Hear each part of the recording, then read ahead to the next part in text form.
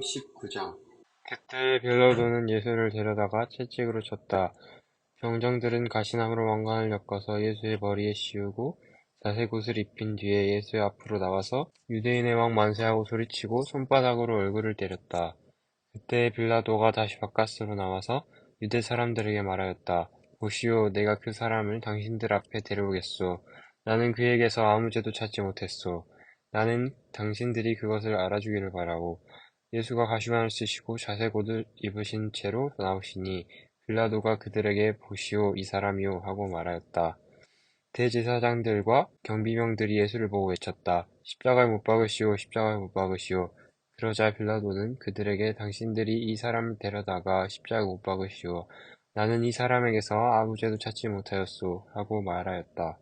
유대 사람들이 그에게 대답하였다. 우리에게는 율법이 있는데 그 율법을 따르면 그는 마땅히 죽어야 합니다. 그가 자기를 가리켜서 하나님의 아들이라고 하였기 때문입니다. 빌라도는 이 말을 듣고 더욱 두려워서 다시 관저 안으로 들어가서 예수께 물었다. 당신은 어디서 왔소? 예수께서는 그에게 아무 대답도 하지 않으셨다. 그래서 빌라도가 예수께 말하였다. 나에게 말을 하지 않을 작정이요? 나에게는 당신을 놓아줄 고난도 있고 십자가에 처형할 고난도 있다는 것을 모르시오?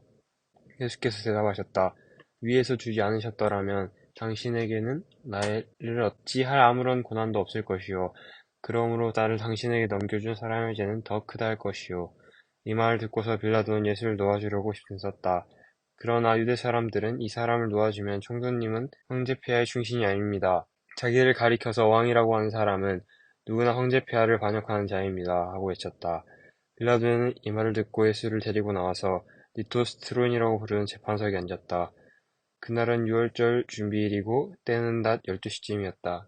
빌라도가 유대 사람들에게 말하였다. 보시오, 당신들의 왕이요.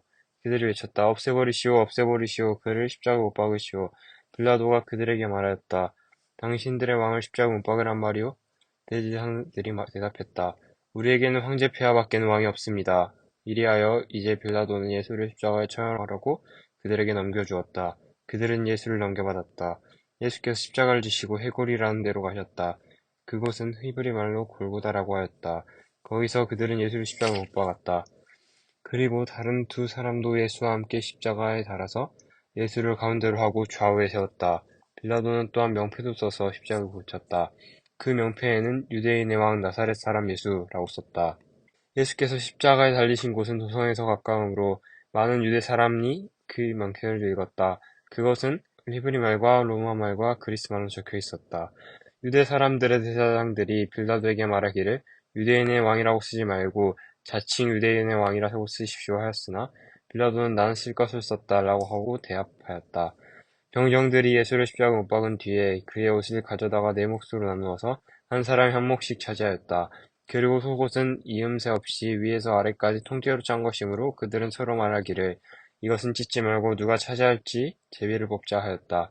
이는 그들이 나의 겉옷을 서로 나누어 가지고 나의 속옷을 놓고는 제비를 뽑았다 한 성경 말씀이 이루어지게 하려는 것이었다. 그러므로 병정들이 이런 일을 하였다. 그런데 예수의 십자가 곁에는 예수의 어머니와 이모와 글로바의 아내 마리아와 막달라 사람 마리아가 서 있었다.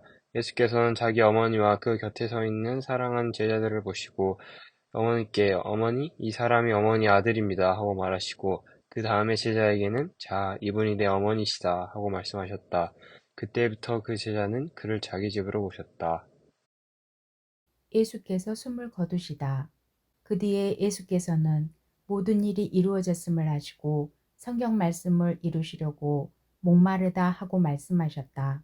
거기에 신포도주가 가득 담긴 그릇이 있었는데 사람들이 해면을 그 신포도주에 듬뿍 적셔서 우슬조대에다가 꿰어 예수의 입에 갖다 대었다. 예수께서 신포도주를 받으시고서 다 이루었다 하고 말씀하신 뒤에 머리를 떨어뜨리시고 숨을 거두셨다.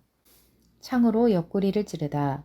유대 사람들은 그날이 유월절 준비일이므로 안식일에 시체들을 십자가에 그냥 두지 않으려고 그 시체의 다리를 꺾어서 치워달라고 빌라도에게 요청하였다. 그 안식일은 큰 날이었기 때문이다. 그래서 병사들이 가서 먼저 예수와 함께 십자가에 달린 한 사람의 다리와 또 다른 한 사람의 다리를 꺾고 나서 예수께 와서는 그가 이미 죽으신 것을 보고서 다리를 꺾지 않았다. 그러나 병사들 가운데 하나가 창으로 그 옆구리를 찌르니 곧 피와 물이 흘러나왔다. 이것은 목격자가 증언한 것이다. 그래서 그의 증언은 참되다. 그는 자기의 말이 진실하다는 것을 알고 있다. 그는 여러분들도 믿게 하려고 증언한 것이다.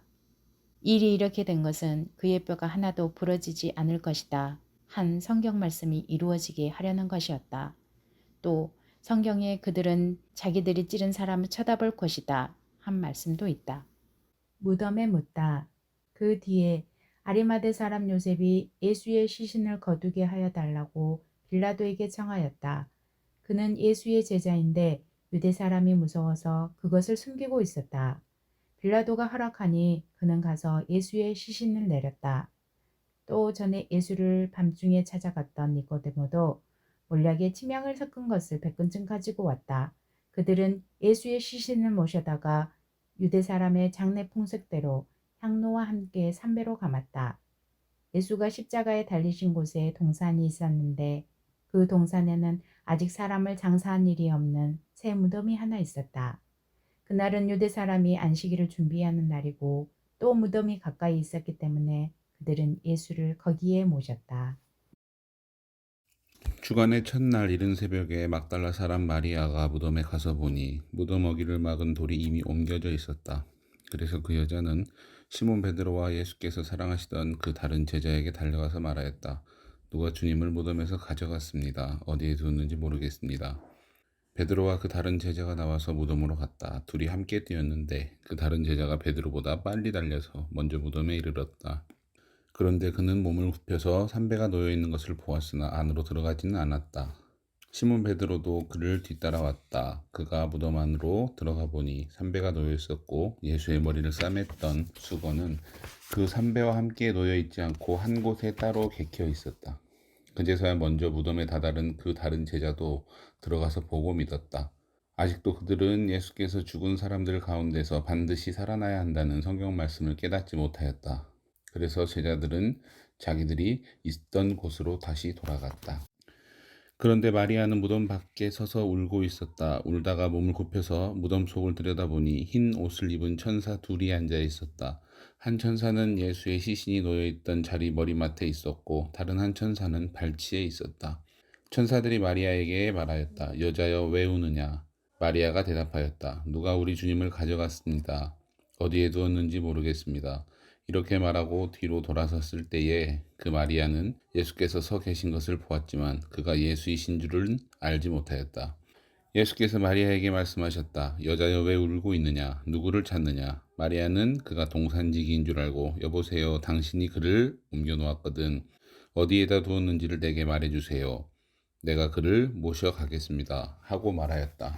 예수께서 마리아야 하고 부르셨다. 마리아가 돌아서서 히브리 말로 라브니라고 불렀다. 예수께서 마리아에게 말씀하셨다. 내게 손을 대지 말아라. 내가 아직 아버지께로 올라가지 않았다. 이제 내 형제들에게로 가서 이르기를 내가 나의 아버지 곧 너희의 아버지 나의 하나님 곧 너희의 하나님께로 올라간다고 말하여라. 막달라 사람 마리아는 제자들에게 가서 자기가 주님을 보았다는 것과 주님께서 자기에게 이런 말씀을 하셨다는 것을 전하였다. 제자들에게 나타나시다. 그날 곧 주간의 첫날 저녁에 제자들은 유대 사람들이 무서워서 문을 모두 닫아 걸고 있었다.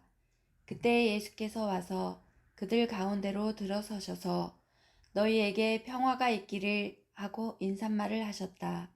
이 말씀을 하시고 나서 두 손과 옆구리를 그들에게 보여주셨다. 제자들은 주님을 보고 기뻐하였다. 예수께서 다시 그들에게 말씀하셨다. 너희에게 평화가 있기를 빈다. 아버지께서 나를 보내신 것 같이 나도 너희를 보낸다. 이렇게 말씀하신 다음에 그들에게 숨을 불어 넣으시고 말씀하셨다. 성령을 받아라.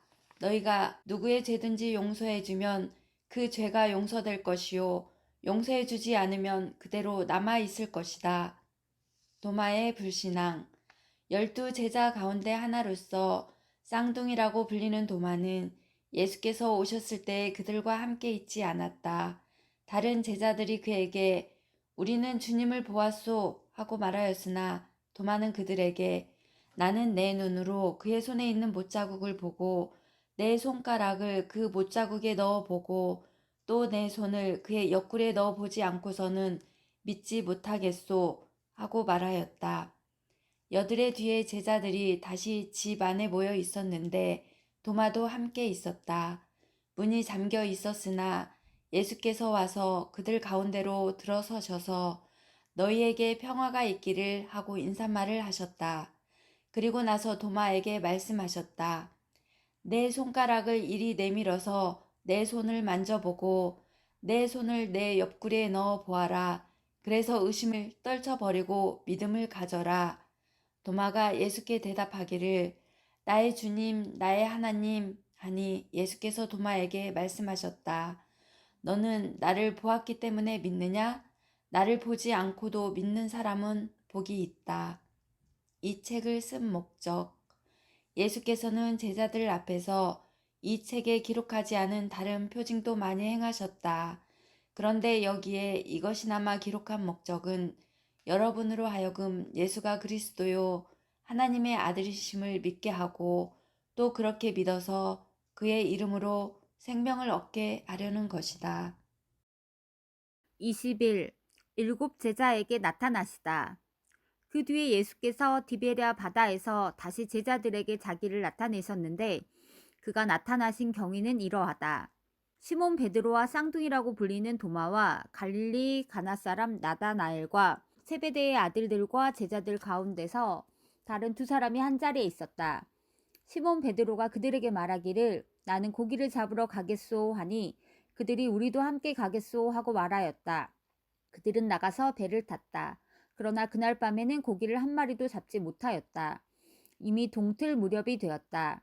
그때 예수께서 바닷가에 들어서셨으나 제자들은 그가 예수이신 줄을 알지 못하였다. 그때 예수께서 제자들에게 물으셨다. 얘들아, 무얼 좀 잡았느냐? 그들이 대답하였다. 못 잡았습니다. 예수께서 그들에게 말씀하셨다. 그물을 배 오른쪽에 던져라. 그리하면 잡을 것이다.